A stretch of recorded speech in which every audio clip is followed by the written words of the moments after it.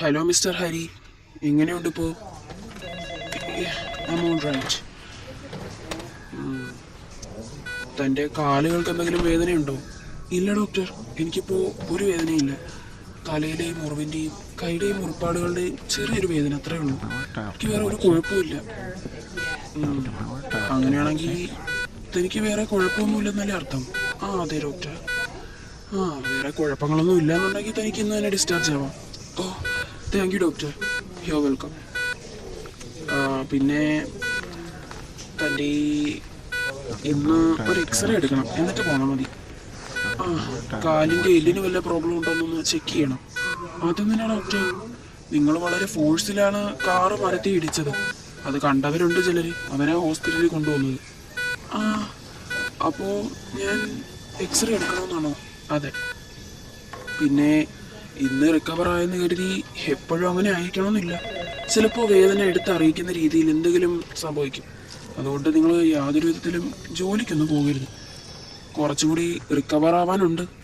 അതുകൊണ്ട് നിങ്ങൾ ഇന്ന് ഡിസ്ചാർജ് ആയെന്ന് കരുതി നാളെ ഓഫീസിൽ പോയേക്കരുത്. ഇല്ല ഡോക്ടർ, ഞാൻ പോവില്ല. എന്നാൽ ശരി. പിന്നെ എല്ലാ ആഴ്ചയിലും ചെക്കപ്പ് നടത്തണം. പിന്നെ നിങ്ങളുടെ ഈ വേദനയ്ക്കുള്ള മരുന്ന് ഞാൻ എഴുതി തന്നേക്കാം, അതുകൂടി കൂടെ കൊണ്ടുപോയി. ശരി ഡോക്ടർ, ഞാൻ അങ്ങനെ ചെയ്തോളാം. എന്നാ തന്നെ റെസ്റ്റ് എടുക്ക്. കുറച്ച് നേരത്തിനുള്ളിൽ ഞാൻ എനിക്കുള്ള പേപ്പേഴ്സൊക്കെ എഴുതി തരാം. ആര് സൈനൊക്കെ ഇട്ടിട്ട് ഡിസ്ചാർജ് ആക്കി താൻ വയ്ക്കും.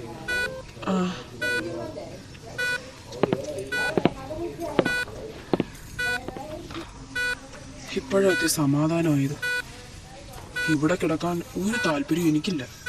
വീട്ടിൽ ചെന്നാ മതി. അല്ല, ശ്രേയും ആൻറ്റിയൊന്നും വന്നില്ലല്ലോ. ഇത്ര നേരമായിട്ട് ഞാൻ റിയയും അമ്മയും മാത്രമല്ലേ കണ്ടുള്ളൂ. അവരോടെ പോയി. ഇനി ചിലപ്പോ എനിക്ക് ആക്സിഡന്റ് ആയത് അവരെ അറിഞ്ഞില്ലേ? ഇനി അറിഞ്ഞിട്ടും വരാത്തതാണോ? അറിഞ്ഞിട്ടും വരാതിരിക്കാൻ അവർക്ക് എന്താ എന്നോട് ശത്രുത? ചിലപ്പം വരുമായിരിക്കും. അതാ ഇനി പുറത്ത് നിൽക്കായിരിക്കും.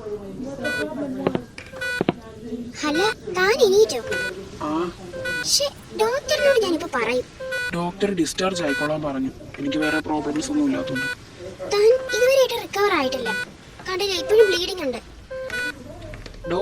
എനിക്ക് നടക്കാനൊക്കെ പറ്റും.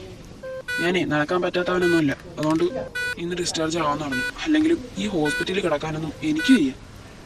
എനിക്കുള്ള ഷൂ ഒന്ന് എടുത്തു തരൂ.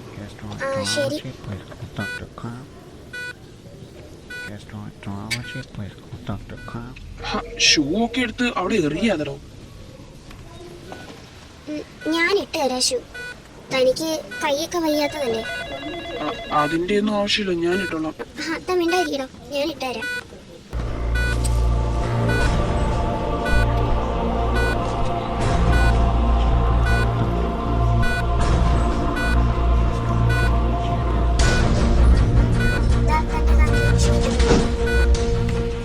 ഇനി എന്താ നോയിക്കൊണ്ടിരിക്കുന്നേ? എനിക്ക് പോവാം. ആന്റി പുറത്തിപ്പുണ്ട്.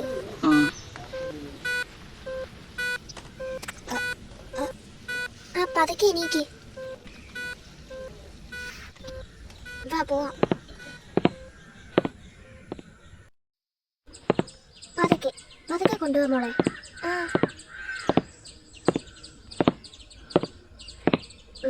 എനിക്കിപ്പോ വേറെ കുഴപ്പങ്ങളൊന്നുമില്ലല്ലോ? ഇല്ല അമ്മേ, എനിക്കിപ്പോ കുഴപ്പങ്ങളൊന്നുമില്ല. നല്ല ക്ഷീണമുണ്ട്. എന്നാ മോള് ഇവനെ കൊണ്ടുപോയി റൂമിൽ കിടത്തിട്ടോ. ശരി ആന്റി.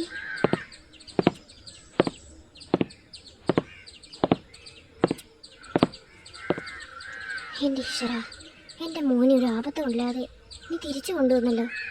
അതിനൊരു1000 നന്ദിയുണ്ടേ. മിസ്സിസ് കൃഷ്ണ, കയറി വാ. എന്താ അവിടെ തന്നെ നിന്ന് കാണുന്നത്? ഹരിമോന്റെ കാര്യങ്ങളൊക്കെ അറിഞ്ഞ് ഞാനിങ്ങോട്ട് വന്നത്. ഹോസ്പിറ്റലിലോട്ട് വരാൻ പറ്റില്ല, ഒടുക്കത്തെ ട്രാഫിക് ആയിരുന്നേ.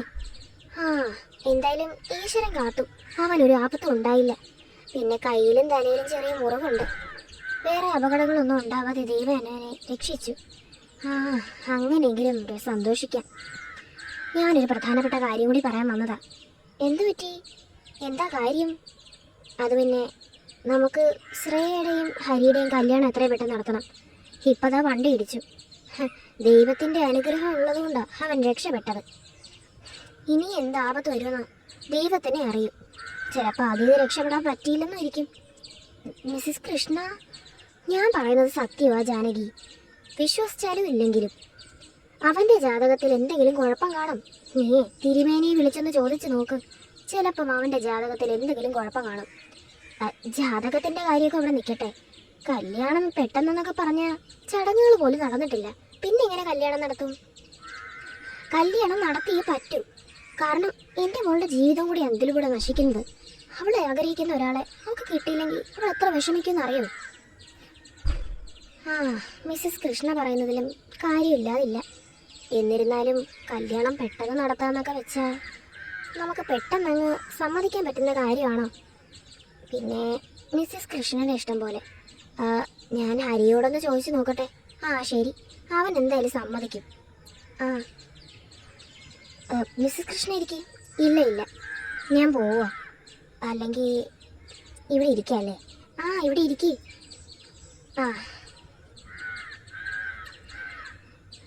എന്നാ ജാനകി പോയി ഹരിയോട് ചോദിക്ക്. അല്ല, ശ്രേയ എവിടെ? അവള് അവിടെ അപ്പുറത്തങ്ങനെ കാണും. അവള് ഹോസ്പിറ്റലിലോട്ട് വന്നിരുന്നു. റിയ അവളെ ഹോസ്പിറ്റലിൽ നിന്ന് അടിച്ചൊട്ടിച്ചു. റിയ മോളോ? ഇതൊക്കെ ഇപ്പോ റിയ മോൾ അങ്ങനെയൊന്നും ചെയ്യില്ല. ശ്രേയ മോൾക്ക് ആള് മാറിയതായിരിക്കും. അല്ല, റിയ തന്നെയാ ശ്രേയ എവിടെ നിന്ന് അടിച്ചൊട്ടിച്ചെന്ന് അവൾ എന്നോട് പറഞ്ഞു. ഹരിയെ കാണാൻ പോലും അവളെ സമ്മതിച്ചില്ലാന്ന്. എന്തെങ്കിലും ആവശ്യമുണ്ടെങ്കിൽ അവൾ നോക്കിക്കോളാന്ന് പറഞ്ഞപ്പോൾ റിയ അവളെ തള്ളിയിട്ടിട്ട് അവിടെ നിന്ന് പോയെന്ന്. അയ്യോ എൻ്റെ ഈശ്വര! എന്നിട്ട് ശ്രേയമോക്ക് എന്തെങ്കിലും പറ്റിയോ? ഇല്ല. പറ്റാനിനിയൊന്നുമില്ല. റിയെ എന്തിനാ വെഡിങ് ഓർഗനൈസർ ആക്കിയത്? അവള് ഇവിടെ തലേക്ക് ഇരുന്ന് ഇറങ്ങാം നമ്മളെല്ലാവരും. അയ്യോ, അങ്ങനെയൊന്നും ഇല്ല മിസ്സിസ് കൃഷ്ണ. അവളൊരു പാവം. അവളൊരു നല്ല കുട്ടിയാ. നല്ല കുട്ടി. എന്തായാലും ഹരിയെടുത്ത് നിന്ന് ചോദിക്കും ജാനകി. സമയം പോകുന്നു. അവിടെ ഇരിക്കേ.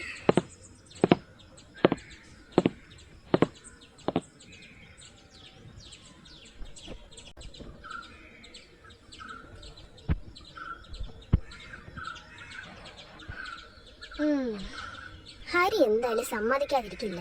അവനും ശ്രേയ ഇഷ്ടമാണല്ലോ. അപ്പൊ പിന്നെ പേടിക്കാനൊന്നുമില്ല. കല്യാണം എത്രയും പെട്ടെന്ന് നടന്നു കിട്ടിയേ പറ്റൂ. അതേ വേണ്ടി എന്തും ചെയ്യാൻ ഞാൻ തയ്യാറാണ്. കല്യാണോ? ഈ മൂവിന് എന്തിന്റെ കേടാ?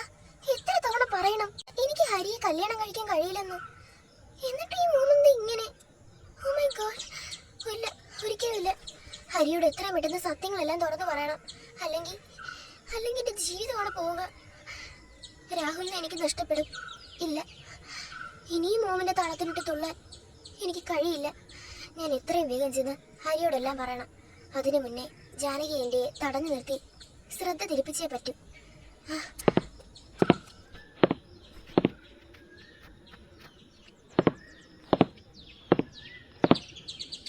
ശ്രേയമോളോ? ആന്റി എങ്ങോട്ടാ?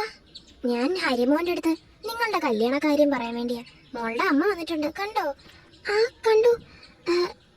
മോമിനെ കണ്ടതിന്റെ സന്തോഷത്തിലാ ഞാനിപ്പോ. അല്ല, മോള് ഹരി കണ്ടോ? അറിയ മോള് മോളെ ഒട്ടിച്ചെന്ന് പറഞ്ഞു. അതൊന്നും സാരമില്ല, ഇറ്റ്സ് ഓക്കെ.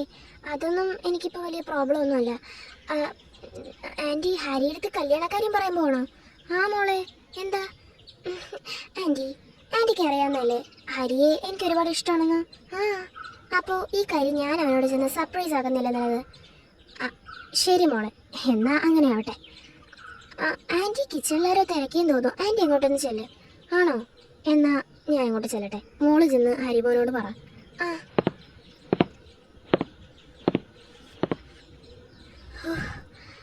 അങ്ങനെ രക്ഷപ്പെട്ടു.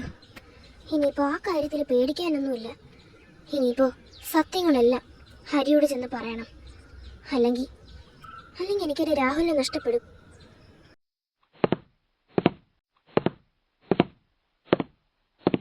ശ്രേയ, നീ ഹോസ്പിറ്റലിൽ വന്നായിരുന്നോ? വന്നിരുന്നു. പക്ഷെ എനിക്ക് നിന്നെ കാണാൻ പറ്റില്ല. അർജന്റായിട്ടൊരു കോള് വന്ന കാരണം ഞാൻ പോയി. പിന്നെ അതിലങ്ങ് മുഴുകിപ്പോയതാ. സോറി. ഇറ്റ്സ് ഓക്കെ ശ്രേയ, ഇപ്പോഴെങ്കിലും നീ വന്നല്ലോ. ഞാനൊരു കാര്യം പറയാൻ വേണ്ടി വന്നതാ. എന്താ? അത് പിന്നെ ഞാൻ എന്താന്ന് വെച്ചാൽ തുറന്ന് പറഞ്ഞോളൂ. അത് ഞാൻ നിന്നെ ചതിക്കുകയായിരുന്നു ഹരി. I am sorry. അറിഞ്ഞോണ്ടാ നിന്നെ ഞാൻ ചതിച്ചത്. ചതിച്ചെന്നോ? നീ എന്തൊക്കെയാ പറയുന്നത് ശ്രേയ? നിനക്ക് എന്താ പറ്റിയത്? അന്ന് അന്ന് റിയ നിന്നോട് പറഞ്ഞില്ലേ, അതെല്ലാം സത്യമായിരുന്നു. ശ്രേയ, നീ എന്തായി പറയുന്നേ? എനിക്ക് മനസ്സിലാവുന്നില്ല. കാര്യം ഒന്ന് തെളിച്ചു പറ. അത് പിന്നെ മോമിനെ ഭീഷണിപ്പെടുത്തി. മോമിന് പഴയ എന്തൊക്കെയോ പകകള് ഈ കുടുംബത്തിനോടുണ്ട്. പണ്ട് നിങ്ങളുടെ കമ്പനിയിൽ വർക്ക് ചെയ്തിരുന്ന മിസ്റ്റർ കൃഷ്ണനെ അറിയാമോ? ആ, എന്റെ അച്ഛനറിയാം. എന്താ? ഞങ്ങൾ അദ്ദേഹത്തിന്റെ ഫാമിലിയാ. അദ്ദേഹത്തിന്റെ ഫാമിലിയോ? അതെ, അതെന്റെ അച്ഛനാ. അദ്ദേഹം എന്തോ തെറ്റ് ചെയ്തെന്നും പറഞ്ഞ് പുറത്താക്കി. അതിന്റെ പേരിൽ ഞങ്ങൾ പട്ടിണി കിടക്കുകയും ഒരുപാട് കഷ്ടപ്പെട്ടു മോമനെ വളർത്തിയത്. ആ കാര്യങ്ങളൊക്കെ പറഞ്ഞ് നിങ്ങളുടെ ഫാമിലിയിലേക്ക് എന്നെ പറഞ്ഞയച്ച് പകരം വീട്ടാൻ വേണ്ടി. പക്ഷെ എൻ്റെ മനസ്സിലുണ്ടായിരുന്ന പകയും മോം കയറ്റി തന്ന എരിയുമെല്ലാം ഇവിടെ വന്നപ്പോൾ അതെല്ലാം പോയി. കാരണം നിങ്ങൾ അത്രയും നല്ലവരാ. നിങ്ങളുടെ ഈ ഫാമിലിയിലേക്ക് വന്നപ്പോൾ ആദ്യം ഉണ്ടായിരുന്ന ശ്രേയ അല്ല ഞാൻ. ഇപ്പോൾ ഞാൻ വളരെ നല്ലവളാ. പക്ഷെ നിങ്ങളെ ചതിക്കാൻ എനിക്ക് കഴിയില്ല. ഇപ്പോൾ ജാനകി എൻ്റെ അടുത്ത് മോൻ പറഞ്ഞു വിട്ടത് നമ്മുടെ കല്യാണക്കാരെ സംസാരിക്കാൻ. നമ്മളുടെ കല്യാണം എത്രയും വേഗം നടത്തണമെന്ന് മോൻ പറഞ്ഞിരിക്കുന്നത് ഞാൻ കേട്ടു. അത് കേട്ടപ്പോൾ എനിക്ക് നിങ്ങളെ ചതിക്കണമെന്ന് ഒരു ആഗ്രഹവും ഇല്ല. അതുകൊണ്ട് ഞാൻ നിന്നോട് സത്യങ്ങളൊക്കെ ഇപ്പൊ തുറന്നു പറഞ്ഞത്. ഇതൊക്കെ നീ വിശ്വസിക്കണം. ഇതൊക്കെ സത്യമാണ്. അപ്പോ അന്ന് റിയ പറഞ്ഞതൊക്കെ? റിയ പറഞ്ഞതെല്ലാം സത്യമായിരുന്നു. അവള് പാവം. ഞാൻ അവളെ മനഃപൂർവ്വം കരയിപ്പിച്ചത്. മോമിന്റെ പേരിൽ മോം കാരണോ. എനിക്ക് അവളോടൊരു ശത്രുതയില്ല. അവൾ എന്റെ എനിമിയല്ല. അവള് ഇപ്പോഴും എന്റെ ഫ്രണ്ട് മാത്രമാണ്. ഞാൻ ഇതൊക്കെ എന്റെ രാഹുലിന് വേണ്ടി ചെയ്തതാ. രാഹുലോ? അതാരാ? അതെന്റെ ഭർത്താവാ. ഞാൻ ഓൾറെഡി മാരീഡ് ആണ്. മോമിന്റെ ജീവിതം നശിപ്പിച്ചിട്ടായാലും പകരം വീട്ടണം, പണം വേണം, അത്രേ ഉള്ളൂ മോമിന്റെ മനസ്സിൽ. അതുകൊണ്ടാണ് മോം ഇങ്ങനെയൊക്കെ ചെയ്തത്. അതിനിപ്പോ എന്റെ ജീവിതത്തിന് എന്ത് സംഭവിച്ചാലും ശരിയേ, മോമിനൊരു കുഴപ്പമില്ല. പിന്നെ നിന്റെ ജീവിതം നശിക്കാതിരിക്കാൻ വേണ്ടി ഞാനിപ്പോ സത്യം വന്ന് പറഞ്ഞത്. I am sorry. I am really sorry. It's okay Shreya. നീ സത്യങ്ങൾ തുറന്നു പറയാൻ മനസ്സ് കാണിച്ചല്ലോ, അത്രയും നല്ലത്. എന്തായാലും നീ സത്യങ്ങൾ പറഞ്ഞാൽ നന്നായി. ഇനി ഈ കല്യാണം നടക്കില്ല. എന്നാ ഞാൻ പോട്ടെ. നീ നിന്റെ രാഹുലിന്റെ അടുത്തോട്ട് വയ്ക്കോ. നീ സത്യസന്ധമായിട്ട് ഇപ്പോൾ എല്ലാം തുറന്നു പറഞ്ഞതുകൊണ്ട് നിന്നെ ഞാൻ ഒരിക്കലും ഒന്നും ചെയ്യില്ല, ഒന്നും പറയില്ല. പക്ഷേ നിന്റെ അമ്മ എനിക്കൊന്ന് കാണണം. മോമോടെ ഹാളിൽ ഇരിപ്പുണ്ട്. എന്ത് വേണമെങ്കിലും മോമിനോട് പറഞ്ഞു. ഞാൻ പോവാ. എന്നാ ഞാൻ പോട്ടെ. എനിക്ക് പോകുന്നതിന് മുന്നേ റിയ ഒന്ന് കാണണം. അതിൻ്റെ ഒന്നും ആവശ്യമില്ല. നീ ഫോണിലൂടെ കണക്ട് ചെയ്തവളെ സംസാരിച്ചാൽ മതി. ഫോണിലൂടെ പറഞ്ഞു തീർക്കാവുന്നല്ലേ ഉള്ളൂ. എന്നാ നീ ചെല്ല് നിന്റെ രാഹുലിന്റെ അടുത്തേക്ക്.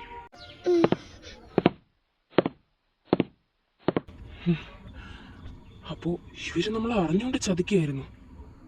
കാണിച്ചു കൊടുക്കാം ഈ ഹരി ആരാണെന്ന്. എന്റെ വീട്ടിൽ കയറി വന്ന് എന്നെ ചതിക്കുന്നു. നടത്തി കൊടുക്കാം കല്യാണം.